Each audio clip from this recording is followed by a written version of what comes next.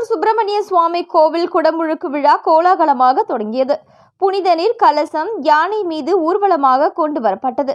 முருகனின் அறுபடை வீடுகளில் 2ஆம் படை வீடாக விளங்கும் திருச்செந்தூர் சுப்பிரமணிய சுவாமி கோவிலில் வருகின்ற ஜூலை 7ஆம் தேதி காலை 6:15 மணிக்கு மேல் 6:50 மணிக்குள் கும்பாபிஷேக விழா நடைபெற உள்ளது. 15 ஆண்டுகளுக்கு பிறகு நடைபெறும் குடமுழுக்கு விழா என்பதால் 10 லட்சத்திற்கும் அதிகமான பக்தர்கள் கலந்து கொள்வார்கள் என எதிர்பார்க்கப்படுகிறது.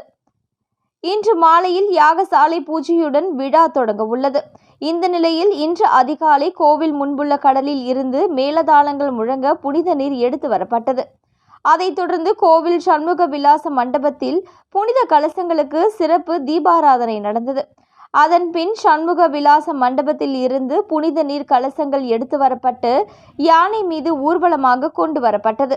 செண்டை மேளங்கள் முழங்க கோவிலை சுற்றி வந்து கோவில் ராஜகோபுரத்திற்கு கீழ் உள்ள திருக்கல்யாண மண்டபத்தில் வைக்கப்பட்டு சிறப்பு தீபாராதனை நடந்தது. இதில் திரளான பக்தர்கள் கலந்து கொண்டனர்.